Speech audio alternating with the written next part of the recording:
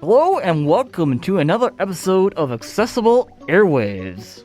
This program is dedicated to the education and exploration of disabled life, giving voice to the life and experience of people with disabilities. We cover a wide array of issues and disabilities. We are people who discuss issues we are passionate about and topics we are interested in. We show how disability is in the mind of the beholder. Our Accessible Airwaves member, Morgan, she is interviewing Laura Dixon, talking to her over the phone. Laura is the executive director of the Epilepsy Association in the Calgary area. Morgan did this interview. She thought it was important to her because she also has epilepsy. Hear them bring the facts and myths about epilepsy. Welcome to Accessible Airwaves. I am Morgan Clearing. I am doing a phone interview with Laura Dixon. Hi, Laura. Hi, Morgan. Thanks for inviting me today. You're welcome. How are you? I'm great. And how are you doing today? I'm good. Good. Could you please tell us a little about the epilepsy associate? Sure. The Epilepsy Association of Calgary is an organization that does two things in the community. We provide support and information counseling to people who have epilepsy or families that are looking for information and support for a child with epilepsy. And we also provide education in the community about how to recognize and respond to seizures. A lot of people have never seen a seizure and do not know how to respond and when it's appropriate to call for emergency medical help and or how to properly just respond to the individual that's having the seizure. So we do those two things, and we've been around for 65 years in Calgary. We're also a founding member of the Canadian Epilepsy Alliance, which is a network of community associations like ourselves in communities right across the country. Wow. I just how can a person get epilepsy? How can a person get epilepsy? That's a great question. Do you know, Morgan, in 60% of all cases, there's no known cause for epilepsy, which can be very frustrating for the person who has epilepsy. But in the other 40%, it can be linked to an underlying health condition. So we see that as people age and get chronic disease. And it also can happen in young people. There can be underlying genetic causes. It can be caused by an illness or an injury, including an injury at birth. So in the known cases, those are some of the underlying causes of epilepsy. Wow. What kinds of seizures are there? Well, there's a few different kinds of seizures. The ones that people might be most familiar with is called a tonic-clonic seizure. And in the case of a tonic-clonic seizure, that is sort of the what people would recognize as being some rhythmic motions. The person may appear to lose consciousness, and generally after that kind of a seizure, a person needs a bit of time to rest and recover. There's also what's called a focal seizure, and there's two kinds of these. One is known as a focal aware seizure, and this can just be a brief period in which the person may have an unusual feeling. They may experience some muscle twitching, but generally another person might not notice anything about somebody having a focal aware seizure. In a focal impaired seizure, a person may have difficulty communicating. They may have a blank stare. They may do some repetitive movements.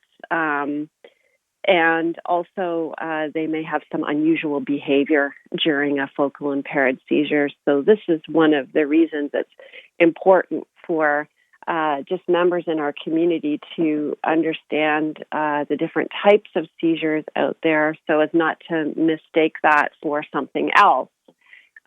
Sometimes people who are having a focal impaired seizure can be mistaken for being under the influence of drugs or alcohol, and that can lead to inappropriate responses by others. So those are the main types of seizures: the tonic-clonic and the focal aware and focal impaired. I do relate to that because I do have seizure too. Because of my cousin too is aware of that. A different kind, I think. Because of my other family too. So I do relate. And what kind of seizures do you have? I have a typical one, like a more call one, like a risk study one. Uh-huh. And sometimes like that, it's really bad. Right. And sometimes like it's small. Right. Because of that, very wells, I want to come down and I go slowly to gradually. I put my morning wells and sometimes my night routine. And there's a lot of stuff going on. And yeah. Right. So sometimes at night you have them? Or sometimes I do a panic attack. And so I don't know why. Right. So I don't look concerned about that. So yeah. Are seizures stress related? Or what kinds cause those seizures to cause? Well, that's a great question. Some seizures are stress related. There's no definite evidence that stress causes seizures, but in a recent study, 9 out of 10 people who took steps to actively manage their stress, 9 out of 10 people with epilepsy that took those steps, reduced their frequency and severity of seizures. So I think, managing stress, it's very personal to individuals, and the ways to manage stress can be very personal to people, whether that's getting enough sleep or having paying attention to diet, exercise, using journal exercises to write down your thoughts. Some of those things have been shown to help people with seizures. But that said, some people have no connection between stress and their seizures. So, those are people that have epilepsy that, may have seizures triggered as a result of a fever or a brain tumor or an infection or, as we talked about earlier, a genetic factor of some sort. And so there's really no connection there for people and their seizures. But that said, I think, that the old advice is good advice, that taking care of yourself and trying to live a healthy lifestyle can have a positive effect on people with epilepsy. Yeah,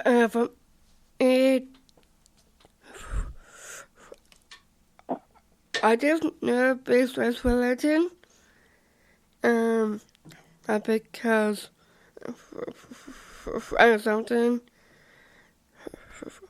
sometimes I felt like a really stressed out, and worry about something. I just my mental health, I think. Right. Yeah. And I focus this didn't happen.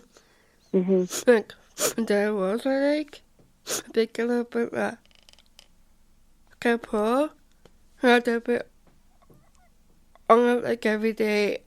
I have a long day. So I just do relaxing. Mm-hmm. If I could do my music, if I could do my journaling too as well. It just helps me out. Yeah, that's great advice. And it's good that you have such a level of awareness about your own triggers too, because that can be helpful. Yes. Do you know what also is about to happen? Please tell us what this could look or feel like. Well, there's a variety of things that can happen, and they're all very personal to people. But some people do report that signs a seizure is about to happen, or they have an odd feeling. There's an unusual smell or a taste. They report feeling an out-of-body sensation, feeling like they're not attached to their body. Some people report feeling kind of spacey, fuzzy, confused. Somebody who is having some absence seizures report periods of forgetfulness and memory lapses. There may be some jerking movements of arms and legs, or some tingling and numbness in arms and legs, as well as headaches or weakness. So it's a really wide variety of symptoms, but as you were just talking about, Morgan, you've come to know what some of your triggers are, and how to how to avoid some of those, or at least try to reduce some of the impacts on your mental health. But Yeah. how do you know when a seizure is about to occur? From me, just to when my mouth start, so I just do I go back to my bed and breathe out and and in. I just this helps me. Right. So yeah. Right. That's different for everybody, for sure. Yes. Yeah. Does epilepsy have a cure? That's a great question, too. There's some really fantastic researchers out there, and including in our own community here in Calgary. But there is no known cure for epilepsy. Just like we know in 60% of the cases, there's no known cause for epilepsy. But that said, 50% of people with epilepsy eliminate their seizures through medication. And that's good news because being able to live seizure-free despite a diagnosis of epilepsy really helps people kind of go about their lives, be able to drive cars, all of that sort of thing. So that's the good news about seizure control in 50% of the cases. About 6 out of 10 people can become seizure-free within a few years with proper treatment. Many of those people will never experience a seizure again, and I know a few people like that. So that's the really good news about the treatment that's available out there and the effectiveness of medication. But that said, in 30% of people with epilepsy, they have what is called drug refractory epilepsy, and their seizures are not controlled by medication, and that's where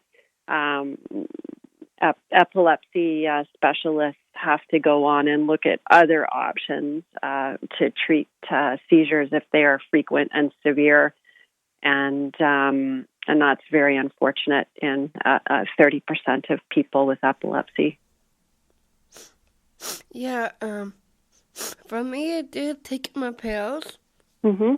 and I just work. And sometimes I forget to take it, and sometimes I do overdose myself. Right. Yeah. One time. Mm-hmm. Oh, there'll be like a fall something with pills. Mm-hmm. So lately been taking my pills on time, Right. and I forgot and I am about take the bell time, and sometimes I'll be right home. So yeah. Yeah, and I've heard people talk about, just missing a dose or two of medication and then having a period in which they struggle with seizures again. So you're right.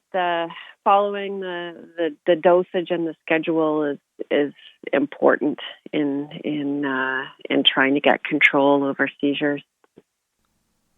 Yeah. How can the public help out when someone has a seizure? Well, that's the question I was looking forward to, because, a lot of people don't really know how to respond when somebody has a seizure. And there's a lot of unnecessary calls to emergency responders for somebody having a seizure. So, even though a convulsive seizure, we talked about the tonic-clonic seizure, can look really scary, it doesn't necessarily mean that it's a medical emergency. And they generally last only about 2 or 3 minutes. So an important thing to do is to time the seizure. It may seem like it's going on longer than it is. So if you come across somebody having a seizure, or there's someone in your family who has epilepsy, if it goes on more than 5 minutes, that's the time to call for medical help. But generally, somebody who has epilepsy will experience no more than 2 to 3 minutes of this kind of a convulsive seizure. So it's important to make sure that the person has something soft under their head and neck so that they don't have a head injury from the seizure. And if the person happens to throw up or drool, it's good to turn the person onto their side so that they don't choke.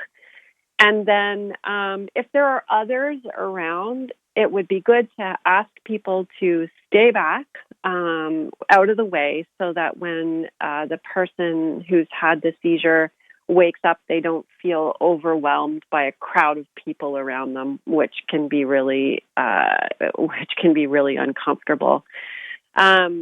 Some people, there's old myths about, you should put something in the person's mouth so they don't bite their tongue. That's false. That actually could cause the person to swallow whatever you put in their mouth. So we don't want to do that. And then we also want to help the person recover after the seizure. So we just want to be fairly quiet and gentle and speak kindly to the person. They may be groggy and disoriented when they wake up. People don't always know to look for medical alert bracelets or anything like that. So those are things that we need to work on at the Epilepsy Association, is how to help people get things like that, so that and help others know to look for those things so they can respond appropriately. Right, yes. How can people become involved with epilepsy currently?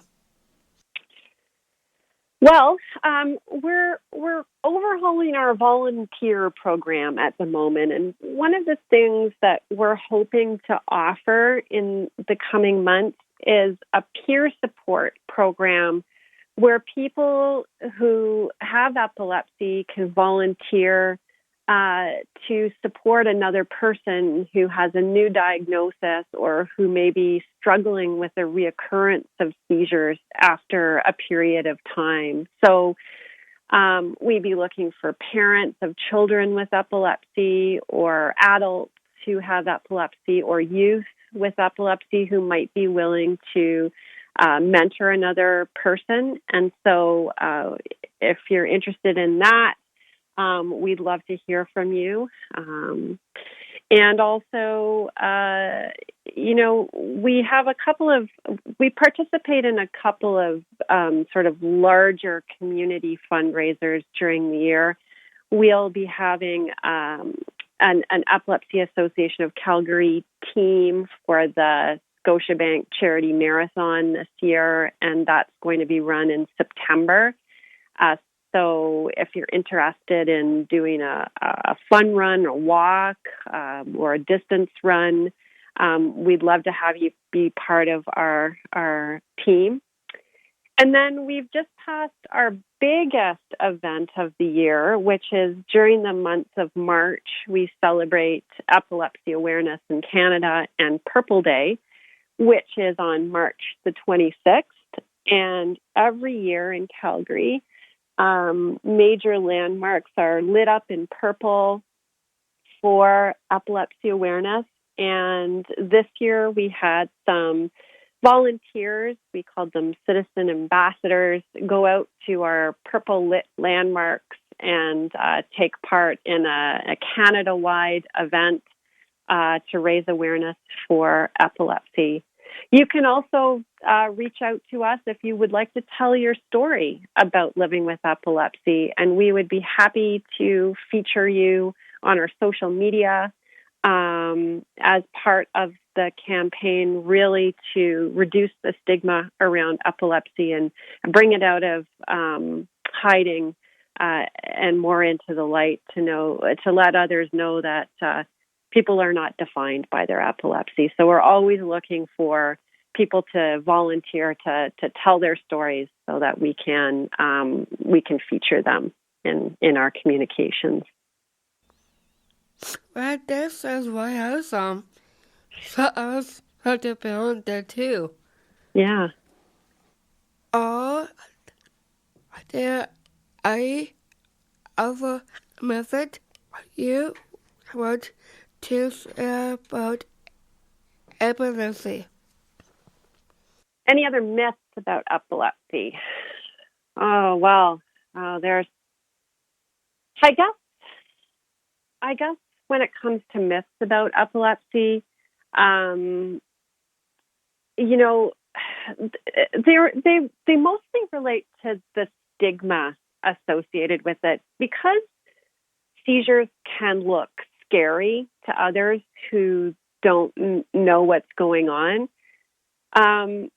The kinds of stigma that tends to arise around it is that people with epilepsy may have intellectual challenges, which is not true. And they can be discriminated against in the workplace because people don't know how to respond to seizures or how to accommodate a person with epilepsy. So that's a myth about epilepsy.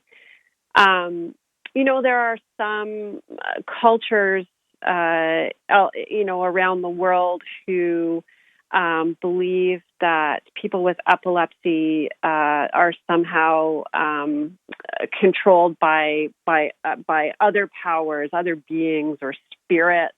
And this can be a good thing. This can be a bad thing, depending on the culture.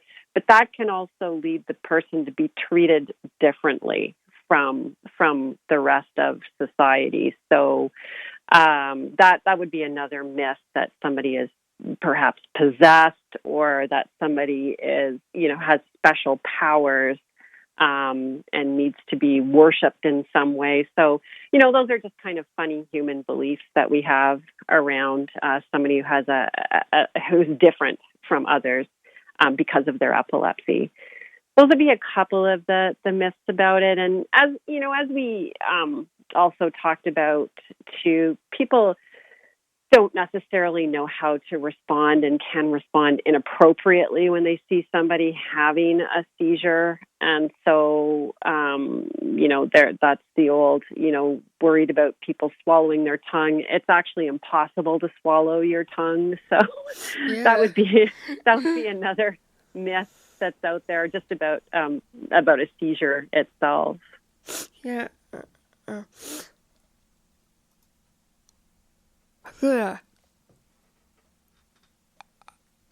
I would like to say thank you for taking the time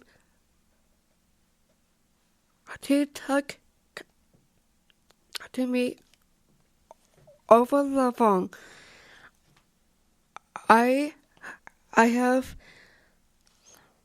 found the information helpful to me, and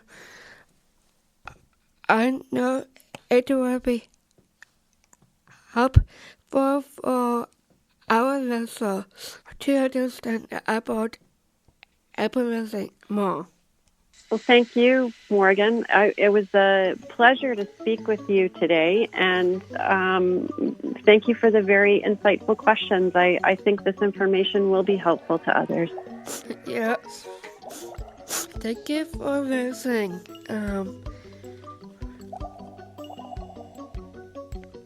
Thank you for coming. That was Morgan interviewing Laura Dixon over the phone. Thank you for tuning in to Accessible Airwaves on CJSW 90.9 FM.